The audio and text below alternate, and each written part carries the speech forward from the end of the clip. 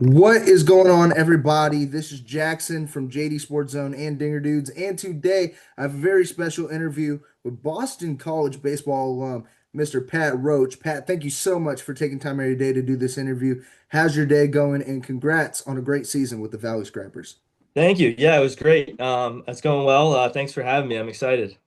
And I'm super excited to have you on now. Kind of talk to you a little bit about before the interview. You're being from Boston, you're a big Boston Red Sox fan, and you happen to go to Boston College for college and also Boston College High School for, Yeah. it's in the name. Outside of Yeah. it being in the name and you being from the area, what originally drew you to Boston College baseball?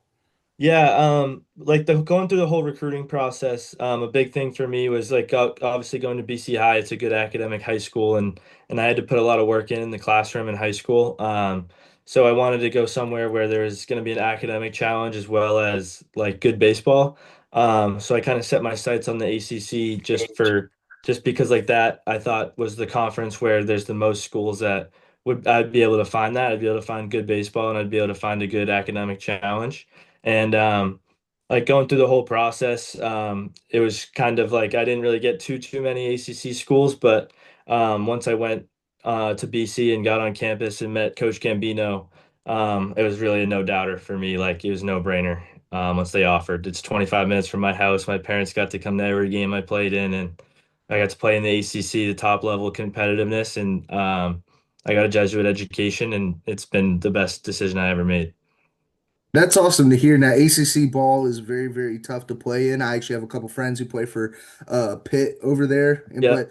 but Boston College is better. Don't tell them I said that. I agree. But so I kind of want to relate that to Boston College. Obviously, your first year you redshirted as a freshman. What were some of the biggest takeaways? You kind of being, I guess, on the sidelines for the games that helped you prepare once you got into that starting role over at Boston College.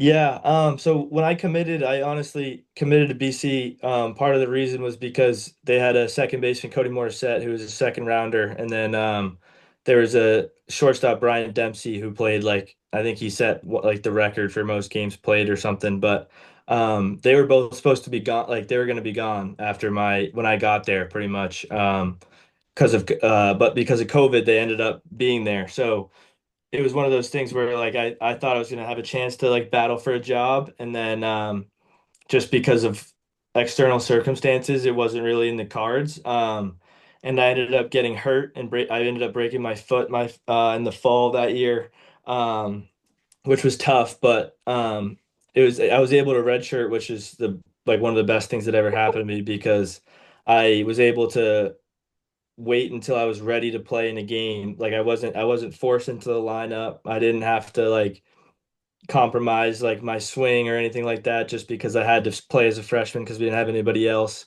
And I also didn't burn a year of eligibility getting like five at bats or something like that. So but like having those guys, it was a little bit like a hard hit, like that those guys were still going to be there. Um, but like once I got to meet them and like learn from them and like kind of see what BC baseball is all about, having those guys still there when I got there as a freshman was a blessing in disguise for sure. That's great to hear. And sometimes it's not always about the destination. It's about the journey that, Exactly. takes you to get you there. So it's great you kind of had some takeaways from more of the two like upperclassmen there once you got there as a freshman.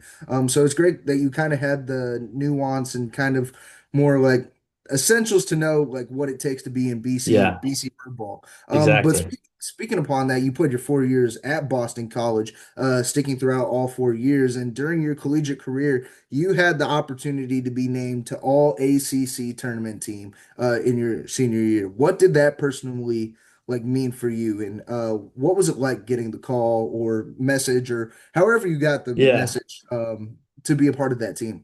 Yeah, that was something that was really cool because I knew like what it took to like make the ACC tournament, and I knew that there are teams in the past at BC that were not able to keep playing after their last regular season game.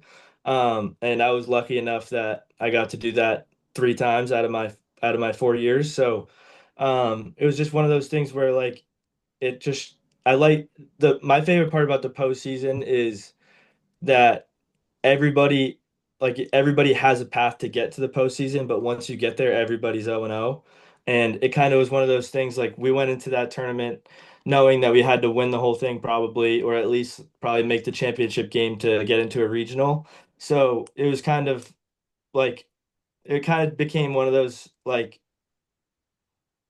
play you we were playing so that we could stay with each other. Like we knew that that team, it was my last year, it was the last year for a lot of guys that were there for my whole career, and it was we just wanted to keep playing with each other. Like we didn't want to say goodbye, and it made it way easier because I wasn't worried about getting hits. I wasn't worried about like stats or anything like that. It was literally just what do I have to do in this situation so that I can wake up tomorrow and go to BP with my friends again? Like that's literally what it was about. And I kind of drew from all those guys, and it just helps you stay that much more locked in. And getting that recognition was definitely special, but getting those four extra games with my best friends was the real cool piece from that. That's great to hear, and that's how I'm feeling like right now because I graduate college next semester, Mhm. and like I want to stick with my guys as Yeah. much as possible and draw it out as long as possible because time flies by fast, Yep. especially when you're having fun, and it's really cool to hear your experience from postseason baseball because the only way I can really experience that is playing MLB The Show, and playing MLB The Show that way. So that's great to hear your personal collegiate experience. Now, kind of relating to that, obviously you had a 4-year career at Boston College. Do you have any other memorable moments from your Boston College experience that kind of stick out? Because I was looking at your stats and highlights, and for example, senior year, I have a couple friends who are Georgia Tech fans, and this is a Georgia Tech related Yeah. question. You homered in every single game in a Georgia Tech sweep your senior year. Congratulations on that, by the way. Thank you. So what is there a moment that kind of stuck out to you during your collegiate career? It doesn't even have to be from your senior year, Yeah. that you'd like to share out to the viewers. Yeah. I would say when my it was my junior year, we were really, really good. We had Joe Vitrano's with the Dodgers now, John West, Travis Honeyman, Cam Leary, Peter Burns. We had a bunch of talent. And we also had a bunch of young guys that like weren't they I mean they were just BC recruits. They weren't the top 100 recruit in the country. They weren't anybody special, but they understood what it took to win baseball games, and we kind of had that season that like it all kind of clicked and it all came together my junior year, and we went into the last we were ranked all year. We got up to like ninth in the country, I think, and then we had a one last home series before the regionals or before the AC tournament and regionals started, and we like our coaches were pushing like you're not in the regionals yet, you're not in the regionals yet, and I remember after one practice, one of our coaches was like, who thinks we're in a regional? And like everybody, nobody raised their hand because like you're not supposed to raise your hand. But then one kid did, and he was like, I mean, like we're in a regional, guys. Like we're number 16 in the country. Like we're gonna make a regional. And it was just kind of like one of those funny moments where like we were like, damn, like we actually have a chance to like go on a run here because like nobody's ever been like, yeah, we're in a regional before the regular season's over. Um, but then going into that last weekend, we had Notre Dame coming to town, obviously like Catholic school rival, ACC. And we also had our ALS awareness game that weekend at Fenway Park. So like we kind of went into the weekend knowing like if we sweep, we're definitely going to host. If we win the series, we're probably going to host. Um, and then like winning the series like solidifies our spot basically in a regional. And we went in to the weekend thinking like ALS awareness game, like we have one in the bag. Like we're never gonna BC baseball, like you don't lose at Fenway for ALS awareness with Pete Frady's watching. Like that just doesn't happen. So we knew we had to get a game somewhere else in that weekend. And I think on Thursday after practice, Coach Gambino ended up telling us that we were gonna have a doubleheader. So we played I think we played Friday night and we lost like a tight game. I think we probably lost by like one or two runs at home, and then we had the Saturday doubleheader, and we played. I think we played at like noon at BC, and then we had like a 7:30 game at Fenway that same night. So we were playing at BC, everybody starting lineup in the cold tub, starting lineup, and then like starting lineup in the cold tub, everybody else eats, then starting lineup eats, starting lineup in the hot tub, and then on the bus to Fenway. And one of my classmates, John West, he was that year he was wearing number 8, which is like the Sonny Niktakis. We recognize someone at BC to wear the number 8 every year.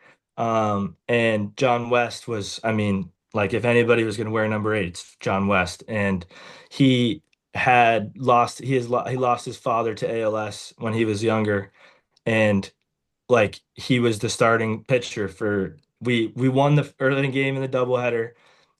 So now we were going to Fenway. John West was pitching, wearing number 8 in the camo uniforms on Fenway Park. And I mean, like you can't draw it up any better than that. And I think he went 8 complete, 8 innings shutout, like 10 punchies, something like that.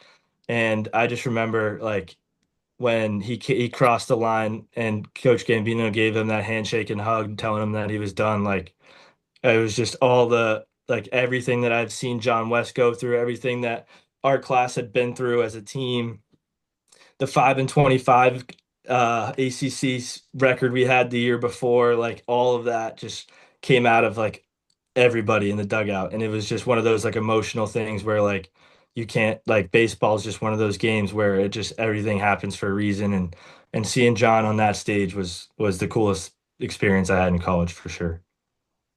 That's amazing to hear. Now, normally when I ask that question to collegiate baseball players or former MLB players, they always bring up like exciting championship moments. They always bring up exciting like we won this, but it's great to hear an emotional and vulnerable side from it, especially from you and your friend, all the whole team, that everything they had to go through. It's very awesome to hear that experience, especially getting to experience it in a historical ballpark such as Fenway Park. I've been there as a fan. I've been there as a Best Boston place fan. on earth. I, yeah, outside Best Bush place Stadium. on earth. Outside of Bush Stadium, I'll best place on earth. I would say I love Fenway Park. But yeah, it's very awesome to hear that experience, especially, and I appreciate you for sharing that, Pat. I do want to ask you, kind of related to my next question, before I have some fun interactive questions I'd like to throw in for Awesome. the UEs. Draft League. I talked to Chase Nixon about it with the Valley Scrappers. I want to ask you. Obviously, you played in summer ball leagues, for example, with Brockton a few years prior to your summer ball with the MLB Draft League. What was it like personally for you getting to experience kind of your first sense of pro ball with the Valley Scrappers? Yeah, so when I was obviously going through college, like I had a couple decent years, and like I got injured a couple times and the draft just didn't end up working out. So for me, like like I just love baseball, and I knew I wasn't done playing yet. Um so like for me it was just kind of one of those things where like I would have played like you could have sent me to a T-ball league, and if they said like I could play, I would have played. And um, as someone who was out of college eligibility, it was unfortunately like hard, like there's nowhere else for me to play except for the draft league. Um, so when I went to I was like kind of trying to get in. I was trying to get into the first half and I couldn't. But I ended up getting into the draft league for the second half, and it was like I was just so happy that I got to play baseball again. And I mean, it was awesome. Like I had a blast. I played against a lot of the guys that were on my team. Joey Ryan, who's another BC guy, he was on my team. So it was just I got to keep playing baseball. It was a shortened season. We played a game every day, and it was a blast. It was taking buses everywhere, and like just being in the dugout, being in the clubhouse, like that's all it's about. And like I just wanted to kind of have that experience, and I knew that like I knew I wasn't done playing baseball, and I knew that I was gonna try and play next year. So I knew like the draft league being there for me was a blessing because it connected me to so many other like indie ball teams and hopefully some affiliates someday. Um, but it was definitely a great experience. We got to play in minor league ballparks. Like it was a blast. It's great to hear that you had a great experience with the MLB Draft League and kind of a sense of pro ball, for example, with the Valley Scrappers playing and traveling to a bunch of minor league baseball stadiums. And a lot of the MLB Draft League guys I think I've interviewed about six or seven about now. So it's great. It's great to hear, you had a positive experience with the pro draft league. And that kind of leads to my next question. What is next for Pat Roach? Because obviously you have four independent leagues. You have MLB teams, affiliates. You have the Savannah Bananas and all the teams they have there. Could you see yourself maybe playing for a team like a banana ball team, like the Savannah Bananas Party Animals, something like that? Yeah, maybe someday. I think right now I'm still trying to focus on like the affiliate aspect. So I think I'm kind of leaning. I signed with the team in the Pioneer League. They're adding a team in Long Beach, California. So I signed with that expansion team. I think right now it's the Long Beach Baseball Club still, but they're voting on names, I'm pretty sure. So I'm gonna play in the Pioneer League next year, and then hopefully I get a call from an affiliate, and then but I don't really have any plans for after that. But that's I'm gonna be in the Pioneer League next year, and I'm excited for that. That's awesome to hear. And you said that they're still voting on a name, the Long Yeah, Beach Baseball Club. It's yeah. like a Right now it's Utah the Hockey baseball Club club. I type hope thing. it doesn't stay that. I hope it's the Long Beach, maybe palm trees or something. I Yeah, I mean, like it's the California. college is the Dirtbags. I kind of like that, the sound of that. It's not a bad Mhm. name. Have you ever played? I mean, you probably played collegiate baseball in California, for example. Like, how do you feel about like moving out to California and kind of being on the beach side of things instead of the winter side of Yeah, things up in Boston? How are you feeling yeah. about that? Yeah, I think it's gonna be good. I've been out there like for weekends. We played Berkeley last year. I went to Stanford a couple times in high school. But I've never spent more than 5 days in California. But the biggest thing for me was like obviously there's the Frontier League, which is very similar to the Pioneer League, but it's more East Coast, and like the Brockton Rocks are in that now. But for me, like the big thing for I was if I'm going to be playing indie ball, I want to be like away from home kinda, and so that was a big draw to the Pioneer League. But also like I've been in Boston. I went to, as you said before, I went to BC High. I went to Boston College. I played for Mahoning Valley. Like I've been on the East Coast majority of my life, and even in the Midwest a little bit. Um, so I think like for me, it was basically kind of like all the scouts over here have seen me play. They all know who I am. I've talked to a lot of scouts and stuff, and things haven't worked out. So in my head, it was kind of one of those things where maybe if I go out West Coast, I get a new personal experience for myself, but two, I get a fresh set of eyes on me, and if I get to spend a year out there, maybe one of those guys likes me and makes a phone call. It's great to hear you're gonna have a fresh perspective, especially when it comes to the California aspect compared to everything in the Northeast and the Midwest. Because I grew up going to Frontier League games and stuff like that in the Midwest. They're very fun, but it's great to hear, you have the things on Yeah, the brighter side of, yeah. I'm trying to make as many analogies as I can during this Yeah, interview I'm because interested to see. I was talking to my dad about it. I was like, dude, Sunday night football is gonna be on at 5 o'clock. It's gonna be crazy. That's gonna be a little bit of an adjustment, but everything else it'll be cool. Pacific time. We'll see what happens. Yeah, But now I want to get into the fun questions sweet. relating to your career. So I want to ask you, obviously you're being from Boston and you're a big Boston Red Sox fan. Do you pay attention to any of the other Boston sports? Sorry, it Do just you cut pay out there. attention to any of the other Boston sports? Yeah, I'm a big Boston sports guy. I call myself a townie, so I love all the Patriots, the Bruins, the Celtics. I love them all. And being at BC, like a cool thing that we get that a lot of other schools don't is so like Fenway Park, obviously, it's very old. They got limited space. It's in downtown Boston. So when there's like in the summertime when there's concerts or even sometimes just when the team's on the road, a lot of times the Red Sox, like injured guys or guys that aren't traveling, they come to BC and they just literally work out like they're BC athletes. Like they're in the training room. Like I remember this summer, in between the season and the draft league, like there's one morning where I was getting like cupping done, and it was like me, Alex Bregman, Yoshida, and like Garrett Whitlock in the training room, and I was like, this is absurd. Like I got to hang out with Alex Bregman and like just like ask him questions and like make fun of him for I beat him in the Wordle and like make fun of him for that. Like it's like, and he's just like a normal guy. And I have a bat, Tristan Cassis. He was in there last winter, and he was staying like near Fenway, but there was nobody to like feed him or anything like that. So he texted my coach. My coach gave me Tristan Cassis's phone number, and me and Tristan Cassis were hitting partners for 2 weeks. So it's pretty cool. That's insane you made those connections. Now, Yeah. actually, kind of relating well to the Boston question, I was going to ask you, who's your Mount Rushmore of Boston athletes out of the Celtics, the Bruins, the Patriots, the Red Sox? I'm going to stick to those Yeah. three. So Mount Rushmore's four, so I'm gonna go one from each. I'm gonna go Tom Brady, obviously from the Pats. I'm gonna go Larry Bird for the Celtics because if I didn't say Larry Bird, my dad would kill me. I'm gonna go Big Poppy for the Red Sox, and I'll go Patrice Bergeron for the Bruins. That's a great four. I personally would have gone Bill Russ. Well, actually, nah, I'd take Larry Bird over Bill Russ. It's Yeah, it's I a love it's a Larry. one A, it's a Larry's a 1A, 1B. savage. Yeah, I'm a big Boston Celtics fan. Everything else, my teams are very spread out. Yeah, Celtics, Cardinals, Blues, Eagles.